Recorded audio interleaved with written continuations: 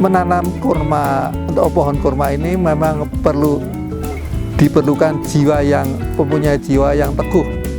Jadi jiwa semangat, jiwa pelopor, jiwa senang mencoba. Kalau kita mau maju itu harus punya semangat patriot. Jadi semangat memberi contoh, berani maju di depan, memberi contoh. Tapi ya karena namanya pelopor itu ya banyak berkorban, itu tentu wajar.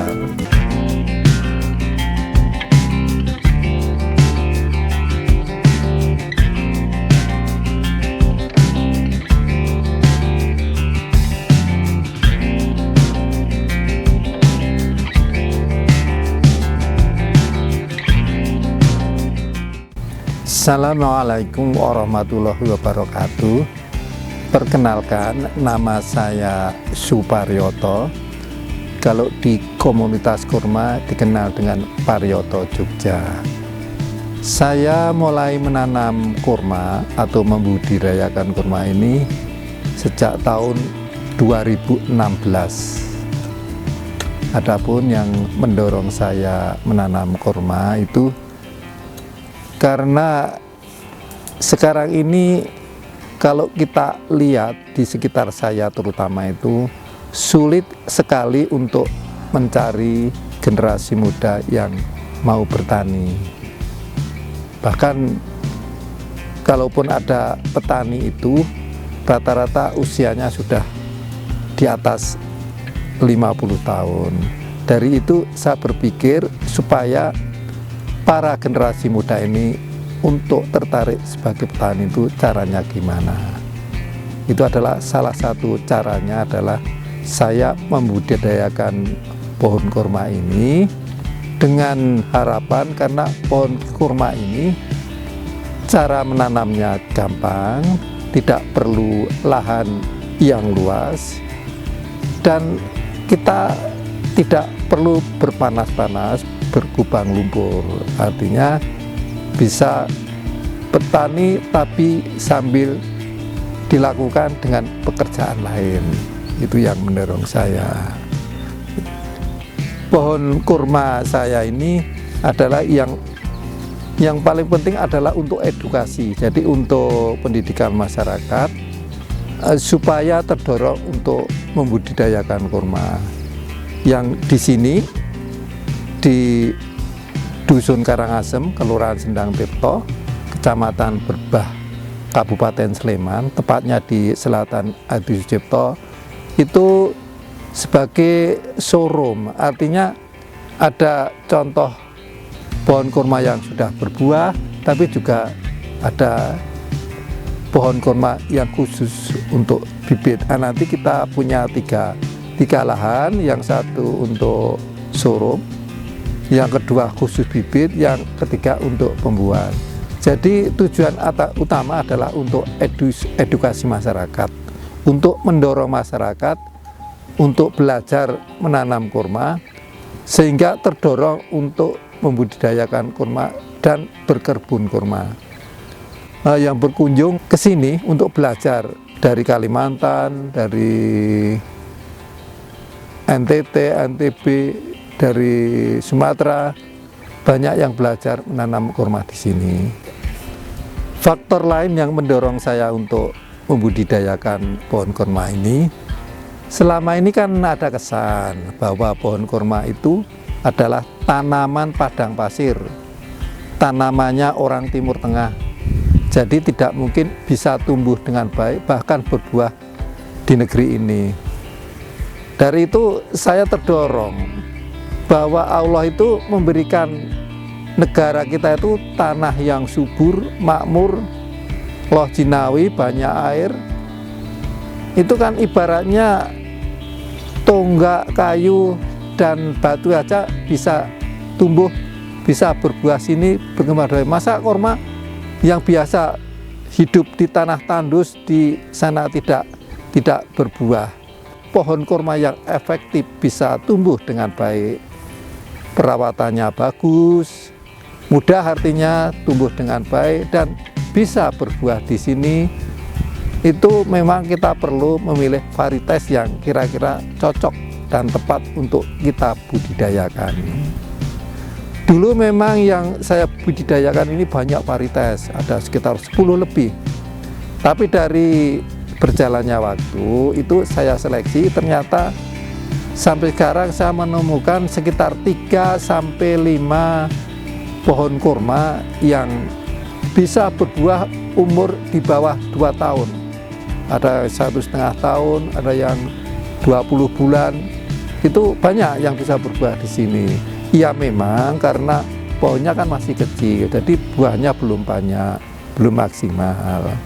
Dari situ saya mulai yakin bahwa pohon kurma ini bisa tumbuh dengan baik dan bisa berbuah cepat seperti pohon lainnya yang hidup di negeri ini. Jadi pohon kurma itu syaratnya cuma 3. Yang pertama itu kita matahari, ada matahari. Yang kedua adalah ada air, terutama kalau tanaman kecil itu kan perlu kita airi. Yang ketiga adalah nutrisi atau pupuk. Pupuk yang paling bagus itu adalah pupuk kandang. Makanya saya yakin bahwa masa kurma yang sekuat gini tidak bisa dibudidayakan di negeri ini. Dan ternyata bisa dan bisa tumbuh dengan bagus dan juga berbuah dengan cepat di sini. Kebun saya ini kan untuk saat ini adalah kebun edukasi, yaitu jadi untuk perkebunan pembibitan, artinya untuk budidaya, ya. Jadi untuk pembibitan. Makanya sekarang saya pisah tiga tempat. Sekarang masih tahap untuk pembibitan. Dan kalau kita lihat untuk dari teman-teman yang sudah berkebun kurma itu, karena berbuahnya kan mulai sekitar yang bagus 3 tahun sampai 4 tahun. Nah, selama itu bisa dilakukan tumpang sari. Misalnya di sela-selanya itu ditanami kacang, itu bagus. Ternyata ditanami kacang, terus yang penting tidak lebih tinggi dari pohon kurmanya, itu bagus. Bahkan subur dan berbuah dengan bagus. Masalah pemasaran bibit itu alhamdulillah sampai ke Kalimantan, NTT, Bali, Sumatera, dan lain-lain. Alhamdulillah sudah tersebar ke seluruh Indonesia. Yang penting pohon kurma ini bisa membuni di Indonesia. Adapun buahnya, kalau buahnya itu buah mudanya sudah manis seperti bari, karena bisa berbuah dengan cepat, pemeliharaannya mudah, dan produksinya tinggi, buahnya mudah sudah manis. Di samping juga keeluan ada, ajwa juga ada.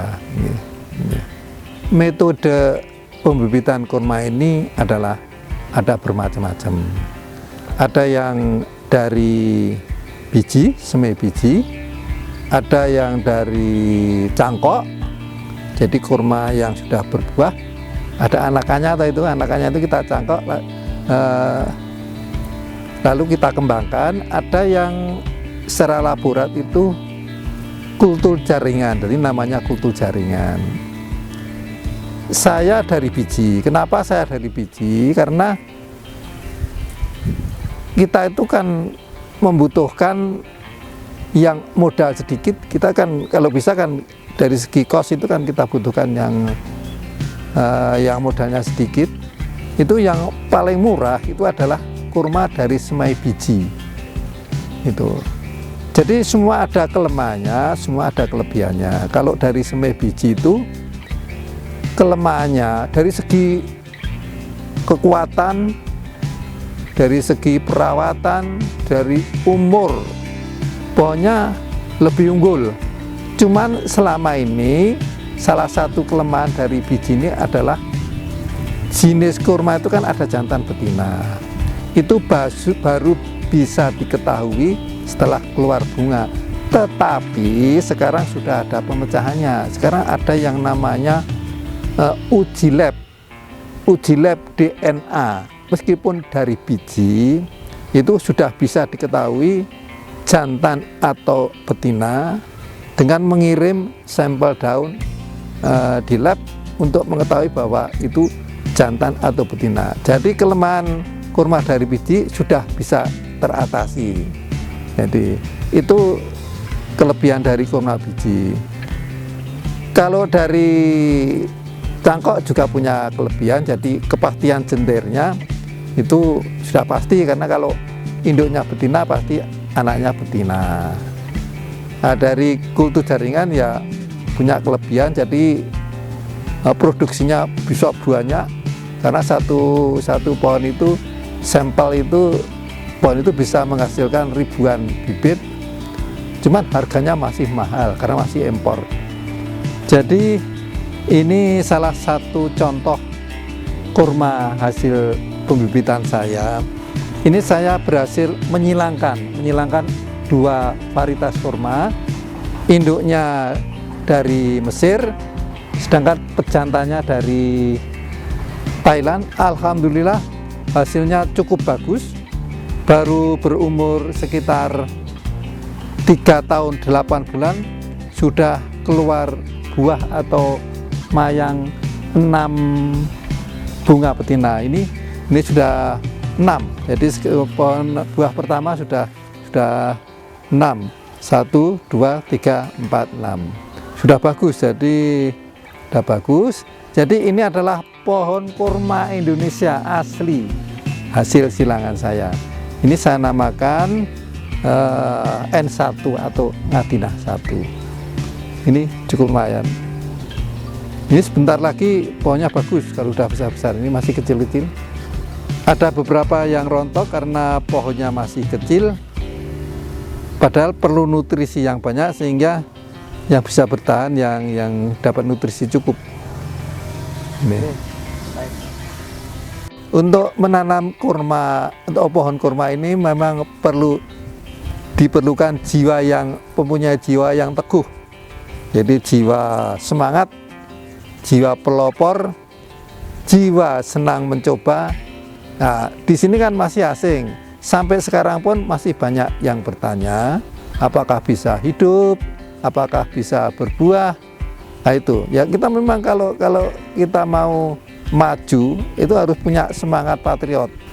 Kalau orang punya jiwa peragu, penakut, biasanya memang mundur. Jadi kalau dihitung duka dan senang dan dukanya, banyak senangnya. Karena apa? Karena kalau kita setelah ternyata ini memang itu karena namanya pohon sunnah ya. Jadi saya yakin bahwa dimanapun bisa tumbuh dengan baik dan bisa berbuah. Itu betul-betul membawa berkah. Artinya membawa banyak senang lah, banyak temennya, saudara-saudara dari seluruh penjuru datang ke sini berkunjung melihat kurma yang berbuah.